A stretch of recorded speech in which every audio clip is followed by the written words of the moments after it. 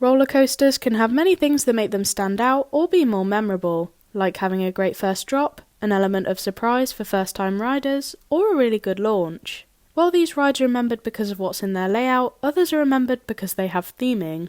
I'm someone who likes roller coaster theming. I love when theme parks create a story for their ride and use sounds, smells, theming pieces, scenery and lighting to bring that story to life. It's completely fine if a park chooses to build their ride on a bit of concrete and call it a day, and I'm not going to dislike a ride just because it doesn't have a theme, but by adding some theming, it can make the ride itself or the area around it a lot more unique. By creating a story or theme, the park can immerse their guests and put them into different scenarios, like being sacrificed to a giant burning man. Here in the UK we have quite a few themed roller coasters, and every time I think of themed rides in the UK I think of Alton Towers. Most of the rides at Towers have a general theme, but there are a few rides there that stand out to me. Starting with the Smiler, which has a large theming piece known as the Marmalizer in the centre of the ride. The Marmalizer has a screen which shows illusions, the ride's logo, and even little things about the Marmalizer's legs, which I'll talk about in a moment. My favourite part of the Marmalizer video is the part where the people are rotating and getting marmalized. It should be on the screen at the moment, I just think they look so silly when they spin around. Moving on to the Marmalizer's 5 legs that the ride interacts with, which are the tickler with these things that look straight out of a car wash, the flasher with flashing lights, the inoculator with these giant syringes, the hypnotizer with illusions, and the giggler which had its smoke effects turned on for an entire 30 minutes while I was at the park recently. Aside from the Marmalizer, the Smiler doesn't have much other theming, which is a shame, because the ride has quite a long backstory involving the Ministry of Joy using the Smiler to marmalize people.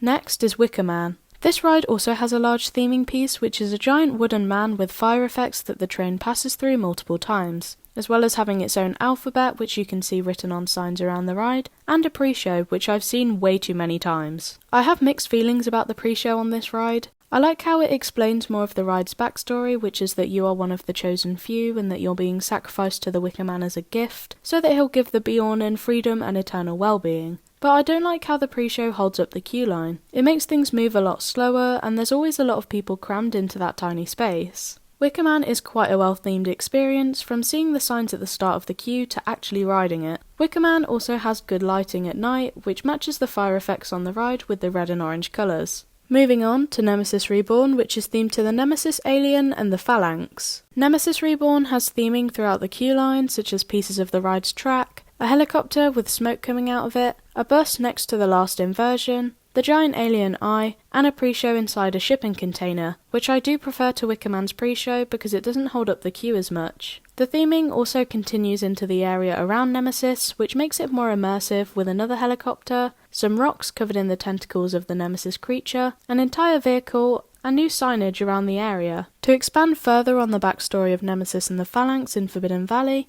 Alton Towers brought back Nemesis Subterra in 2023, which is themed to a Phalanx facility where you go to look at Nemesis eggs. They also opened Toxicator this season, which is themed to a machine that is extracting saliva from the Nemesis creature. I really like Nemesis Reborn's theming, and it's one of my favourite themed roller coasters here in the UK. I'd also like to add that I really like how the park kept building on the theme of Nemesis, even while it was getting retracked. Every now and then the park would release a short video, and by watching them you could piece together the story, and it kept people interested in the ride while it wasn't operating. The next ride I want to talk about is the Swarm at Thorpe Park, which is themed to some aliens that are destroying the area around the ride. The area also has its own fire engine, helicopter, a plane wing that the ride passes under, and an advertisement board that the ride passes through the middle of, which creates a near-miss element for the riders. As well as these theming pieces, the trains on the Swarm fit the theme too. The trains are the aliens that are destroying everything on the island, and I love their robotic appearance. I also like the way that the trains have red lights on the front to look like the aliens' eyes, and it makes the ride look a lot more interesting in the dark. The station also looks really good. Thorpe Park have managed to make it look like it's been destroyed, but in a nice way. Like, you can tell it's meant to be an abandoned building, but it doesn't look like it's going to fall apart.